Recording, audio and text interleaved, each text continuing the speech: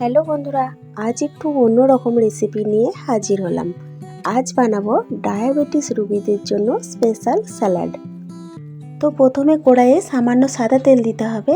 তেলটি গরম হয়ে গেলে এবার একে একে সবজিগুলি দিয়ে দিতে হবে। লম্বা সরু সরু করে কাটা পেঁয়াজ, গাজর, বিনস আর ক্যাপসিকাম একটু নাড়াচাড়া করে নেওয়ার পর এরপর দিয়ে দিতে হবে মাশরুম। এরপর সবজিগুলি একটু নাড়াচাড়া করে ভেজে নেওয়ার পর দিয়ে দিতে হবে সামান্য জিরে গুঁড়ো, গোলমরিচ গুঁড়ো আর পরিমাণ মতো লবণ। কম আঁচে ঢাকা দিয়ে সবজিগুলিকে বেশ ভালো করে ভেজে নিতে হবে। সব সবজি আর মাশরুম ভালোভাবে সেদ্ধ হয়ে গেলে এবার একটা পাত্রের মধ্যে তুলে নিয়ে গরম গরম পরিবেশন করুন শসা আর কুচানো ধনেপাতা দিয়ে।